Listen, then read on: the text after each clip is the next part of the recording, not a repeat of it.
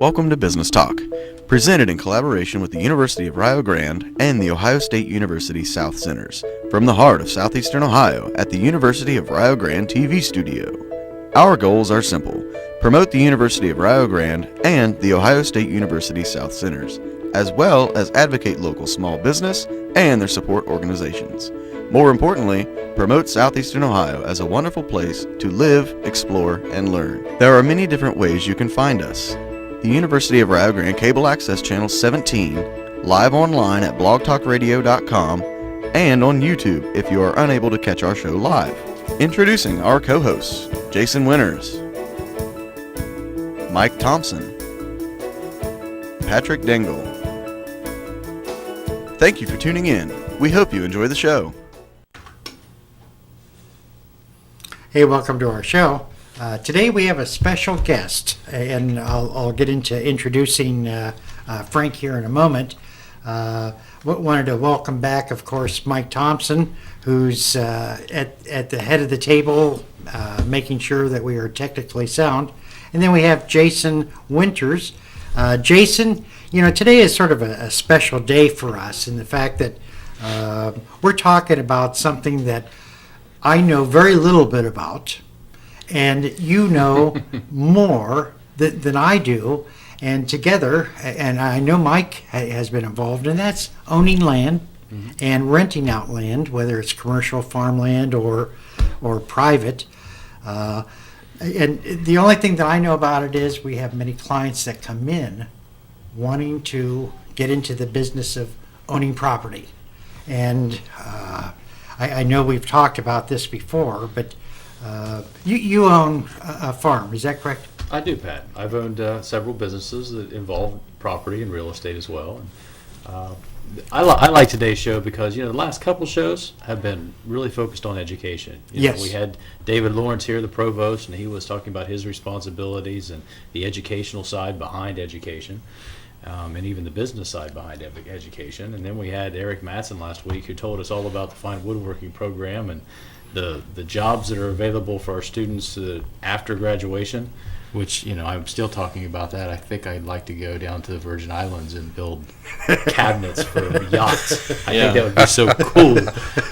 But today we're talking about real estate in southeastern Ohio, and that's something that I've grown up in all my life. My family's always been involved in real estate, and there can be money made in real estate. There can also be a lot of money lost in real estate, Pat. That is true. And I think today's show will shed some light on that. Well, let's talk with.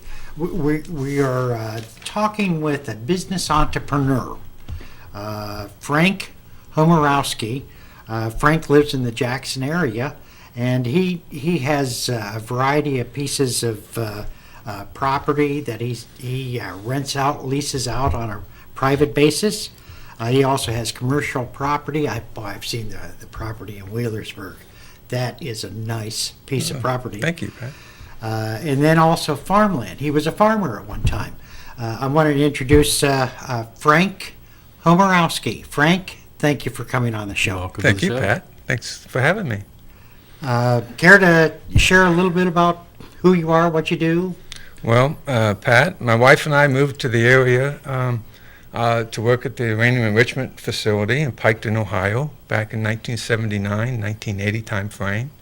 And we settled into the area, purchased a farm, raised cattle for a lot of years as a part-time business. Life was good. And then in 1997, due to a layoff at the facility, I was laid off from my job, and I was faced with some tough decisions. Do I uproot the family and move elsewhere to seek employment, or do I try to make a go of an alternate income type thing to supplement my wife's income? Sure. And so I started looking at opportunities out there. If I, this is sort of a good example of what a business entrepreneur is versus a business owner. A business Entrepreneur? That's easy for you to say. It's even harder to spell. It takes advantage and looks at the opportunities. That's right, Pat. The first thing I did was I took a course out at the Endeavor Center, Ohio State University's Endeavor Center on entrepreneurship. And it opened my eyes. I learned to develop a business plan. I looked at some of the areas that maybe I was lacking in education, such as bookkeeping. And I noticed that there was an opportunity in my area around where I lived, that a small community near where I live, South Webster, for example, South Webster, Ohio, I noticed that there was a need for residential property, that there were a lot of new graduates and that stayed in the area that were looking for homes to rent, and I saw an opportunity. And so I decided to explore that line of business. Now you had a farm, correct? That's correct. And what did you have on the farm? We raised beef cattle. Beef cattle? Basically an Angus herd based cattle. And you also did crops or Basically raised hay over the Hay. years, to supplement to feed the cattle and as a cash crop. yeah, very good. And my understanding is it was around 440 acres, That's correct. and that's a large area, right? I guess that depends on, your perspective. For you, I'm sure it's yes. If you're talking about a cattle operation out in Texas or, a large ranch like that, it's kind of small. But Yeah, for it's around small here, that's compared pretty to out good. west, That's that's pretty good correct. size around Yeah, here. yeah. And half of it is a wooded area, That's correct, Pat. and that's where you hide all the deer, Yeah, that's right. and until we drivers on cars come out. But also a wooded area is also a cash crop too in the future. Yes, That's true also. and why is that? Well, what do you do with that wood? Do you just stand and look at it? What did Eric talk about last week? In this area of the country, we have an abundance of hardwoods, and hardwoods are harvested. Yep. Well, we don't give that away. Those trees have value, just like those cows have value.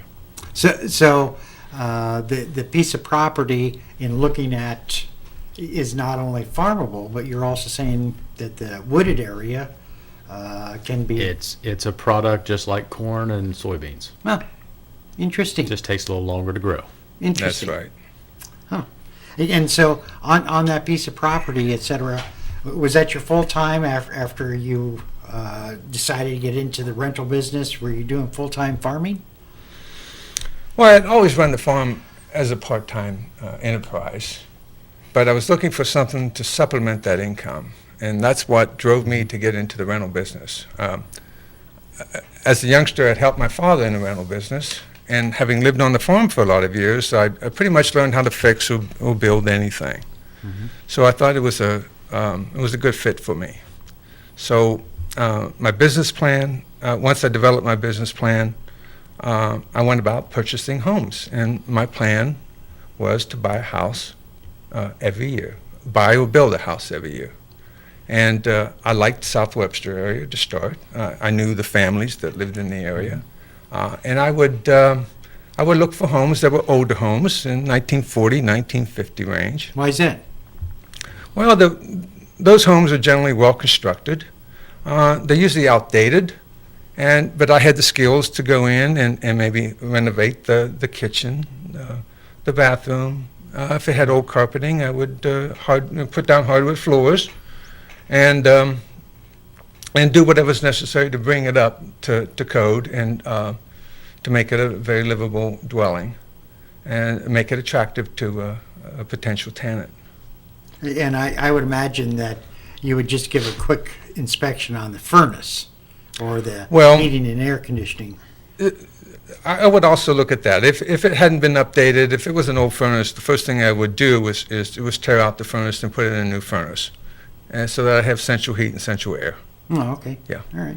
And by going total electric, I allowed my tenants to go on a budget with the power company, so that was a plus, Yes. as opposed to a propane tank where they've got to drop a lot of money to fill a tank. Okay. So those are some of the things I did. So are there different standards when you buy a rental or keeping up a rental? I'm not sure what you mean. Well, you said Right. there was, inspections or things that you had to do to the property. Are there other regulations having to do with a rental rather than something that you lived in? Or maybe when you buy it, is it different when you buy a rental house rather than your own house? Does the state of Ohio require special kinds of things? Because, I know with, if you want to open like a child care facility, there are certain standards that you have to meet. Well, I guess there are. I mean, like smoke detectors and that sort of thing, and having more than one exit and entrance and exit points. But I have not seen where the state specifically requires. Right. I know that there's a lot of, I think, Pat, it really depends on how many residents are on there. If you have a single residence, it's very, very similar to your own home. Now, if you have a multiplex, if you have Right. a 5-unit apartment building, you're going to get into different type of regulations. Okay. Or even a 20 or 30 unit. yeah. Well, actually, that's why you see a lot of duplexes being built. Right. They fall under a different set of rules than The triples or quads. well, actually, it's actually more than 3. Once you Yeah. go over more than 3, then you fall under a different code of regulations that require interconnecting fire alarms and sprinklers, or that sort of thing. So that's just why you see a lot of duplexes. Right. I kind of favor the single-family homes with nice yards.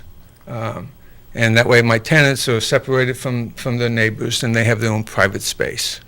I find that that's what works for me. And, how do you find your customers? What do you do? Well, You had mentioned earlier about Craigslist, and you had also mentioned earlier I about advertise on referrals. Craigslist. I use word of mouth a lot. I put a for rent sign out in front yard. I've done that to advertise locally in the newspaper. But I would say that most of my tenants come from word of mouth. Word of mouth? And currently I have a waiting list for my rental property. I would venture, how many years have you been renting out property? Since 97. 97. Mm-hmm. So, obviously, if you have a waiting list, you have been a good landlord. I like to think so, Pat. And, a landlord, from what I have heard, falls under a lot of rules and regulations by the federal and the state of Ohio. And there's a lot of misnomer out there about that the landlord no longer has the right to evict people, and you hear all sorts of different stories. Discrimination, Yeah, things like that. discrimination. That's correct, Pat. There's a lot of legal information that one needs to know before one gets into the business. The best source of information that I have found, and I refer to it quite often, is the Every Landlord's Legal Guide by Nolo Press, and it pretty much covers about every situation with examples, especially discrimination. It covers everything, as well as forms that you might need. The application forms, the copies of leases, examples of leases, any other form that you might need in the business, and it's a good resource, and I refer to it quite often. Now, Frank, one of the big drawbacks that I hear a lot of people talk about, especially with renting to families or to any individuals where you actually own the home, is the fact that a lot of people, they don't consider that their home, and they do an awful lot of damage, and they tear up property. How do you safeguard against that? Well, I think the key there is to do a good job on the background check of your potential tenant. Yeah. It's well worth the effort and the time to investigate that person's background by checking with their previous landlords and their references, verifying employment and that they have a steady income, and that will tell you everything that you need to know. I would imagine just through use and wear and tear that a renter does some, they're going to bump a piece of furniture into a wall, or they're going to, if they have children, children don't mean to break a lamp or anything of that nature, but it does happen. Well, certainly, there's normal wear and tear that Yeah. you have to expect. Right. You can't charge someone for a carpet. If it's been there for 5 or 6 years, you certainly can't take it out of their security deposit. There's just certain wear and tear that you have to learn to live with. So if my wife and I, help me to go through the process of what you do that you found to be very important. My wife and I were looking at a rental property that we wish to get involved in. What are some of the things that you do, common sense wise, to make sure that Wanda and I are the kind of people you want to rent from? Rent from or to? Rent to. Oh, to rent too. Yeah. Well, I guess I would look at your background. I would talk to your previous landlords. Okay. I want to see some income of financial responsibility. Some landlords are asking for credit checks, and some recommend don't rent to anyone without a credit score below 600. Do you do? Yeah, I don't really get into the credit checks. I never have. I just I rely heavily on what your previous landlord tells me, and like I said, your income, and my judgment of you when I meet with you. Okay. Yeah. All right. And so we would assume that your check of us was good. So we were able to move in. What would it cost us, security-wise, or what's a round price of a rental property? Somewhere around what? Well, typically I would require that you give me the first month's rent and a deposit equal to that same amount, Okay. and sign a year's lease. Okay. After which you would go on a month to month, All right. and we'd go from there. Yeah. And what happens if you find out I have 5 Dalmatians moving in and I didn't tell you that?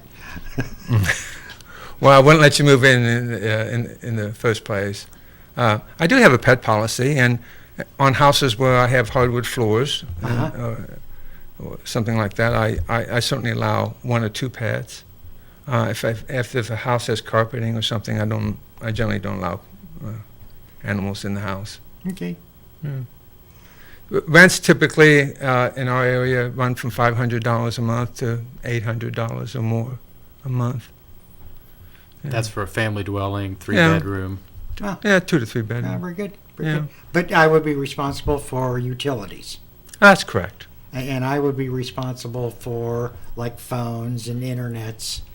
So it would be my responsibility to contact them or the utility companies, or do you do that? No, that's up to the tenant to contact and arrange for utilities. And would you recommend I get renter's insurance, or can I just use your insurance? Well, I certainly recommend you have your own insurance. My house insurance, my landlord insurance won't cover your personal property, Pat. Oh, okay. So my insurance will cover the dwelling only, and if there should be a fire or some other accident, if your personal property gets damaged, you should have renter's insurance to cover that Okay. or suffer the loss. All right. Yeah. Now, is that cost of that insurance any more or less than the insurance you would pay for your own dwelling? Well, usually rental insurance is higher. Yeah. I Okay. can't tell you how much. Every one of my houses is different. I can't tell you what it might be if I was occupying the house. It's difficult. But you would recognize say it would that it's probably be a not percentage. covering contents either. It's only covering Right. the dwelling. Right. Yeah. And then with your farm, you moved into, you start leasing out your farmland. Tell us, why did you do that? And Well- is it a good business practice? Well, I was faced with I had a number of rental properties, and I had to manage them, and so I was looking, and I'm close, I'm close to retirement, and so I was looking for ways to supplement the farm income without working so hard. So I started looking at ways to increase the income on the farm, and I discovered that there's a demand out there for pasture land, for Oh, really? cattle and horses. and as more farmland is taken out of grass and put into corn and soybeans, that there are people out there looking for pasture land for their horses and cattle. I also discovered that there was a great demand for hunting land in southern Ohio, and that many people in the neighboring states, Michigan, Pennsylvania, even the Carolinas, they're attracted to southern Ohio. I get a lot of requests from people in that area to lease my farm. That's because every one of those deer that we see come to southern Ohio during deer season. Now, I'm not sure what it is, Pat, except we've got the genetics in our area that is desirable. We have the size of antlers that sportsmen like, and they're attracted to our area. Huh. I And, thought cars were the ones that attracted to the deers. That's true, too. And so you find that there's a number of people that lease your property for hunting. Well, actually, I've had the farm leased now for over 10 years to various groups, and it's worked for me. Typical rental rates for our area are in the range of $10 to $15 an acre per hunting season. So that's attractive to someone who's living on a farm, has some vacant land, and wants to make some extra income. I have a backyard. Maybe I can lease that out for hunting. Yeah, there's rabbits and There like would be squirrels back there. restrictions to firing a weapon inside the city limits. That's right. I forgot about that little. Your neighbor might discourage that highly. Yes. Now, if you have rented out for pasture land, would you take just a percentage of what they make off of it, or is it a per year, per month kind of deal, or what? Oh, that varies because there's so many variables. In the last couple of years, I've rented just on a per acre basis. Just per year kind of thing? Yeah. And you take what you Yeah. can off of it? In the neighborhood of maybe $50 or $60 an acre Okay. for pasture land as a ballpark Mhm. figure. I'm sure there's a dozen other ways of doing it. It's just whatever works and whatever you negotiate. A lot of it depends on what the tenant will do for you, as far as like mowing, pasture for weed control and so forth. And there's, like I said, there's a lot of variables. Yeah. Who's They going give you to fix the fence and Yeah. that sort of thing. Give Well, you a I'm full sure- cow out of it. When you're talking about running livestock, fence is going to be a big It is. Because if you're maintaining it, there's liability involved there. That's If right. that animal gets out, then it's your fault, not the owner's fault. Well, it's a shared responsibility. Yeah. And you have to have liability insurance to cover Exactly. yourself. That's where I was going. Yeah, exactly. Is there any of that, or okay, with the hunting property, you lease to a outfitter who then brings in hunters? Currently, that's the way I'm doing it, yes. Okay. And what other type of services do you provide with that other than just the opening the land? Well, I have a cabin on the farm. Mm-hmm. Actually, it was a renovated barn that I made, converted into a cabin many years ago, and I found that was very desirable. And I'm able to rent it out in addition to the rights to hunt the farm. Usually Is there around any- this. Is there any liability, like he was saying, with all the livestock or whatever, with firing weapons and stuff? Is that something that the outfitter would carry? Well, I require the outfitter now to carry liability insurance, a minimum of $1 million, Okay. to cover unforeseen I figured accidents. people firing in strange directions might It be an can. issue. I mean, there are certain times during gun season of deer that, yes, all of my animals, all my goats come into the main Yeah. pasture so I can keep an eye on them and away from the wooded areas. Because, These by Saturday of deer season, yeah, sometimes the hunters cannot distinguish a goat from a deer. yeah, they're hungry They're- and Inebriated. these sportsmen may not know the area as well as Exactly. Well, the There's a majority, house over there. the majority of hunters on my property are bow hunters, so you're not really Okay, faced that's with not that so kind Much of- better, yes. Yeah, it's much better. And then from the farm, you got into commercial rentals. And I had an opportunity to see that about a year ago. maybe it was 2 years ago. It's a commercial property in Wheelersburg, Ohio. That's correct. And it's interesting how it was set up. I haven't seen it since I've talked with you, but you have 5 or 6 different possible tenants Correct. that sort of share the building. Right. It's a 3-floor building, a 6,000 square foot building, and it's well suited for general office space, professional office space, doctors, lawyers, accountants, insurance agencies.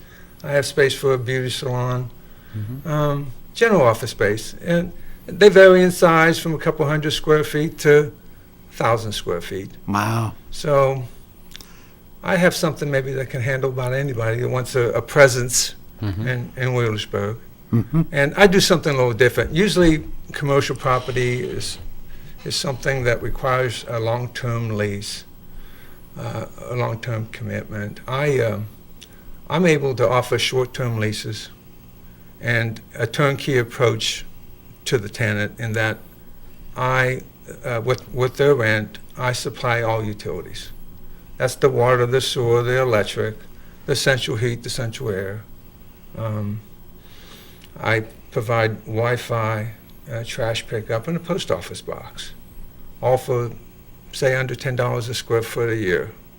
So a business can move into my building one day and open the doors the next. You do have a couple open sites at the present time? I'm sitting about 50% occupancy right now, and so I'm always looking Okay. for potential tenants. And how about your farmland? Is that open for? No, everything's tied up there. Okay, and my residential property, I got a waiting list on it. So.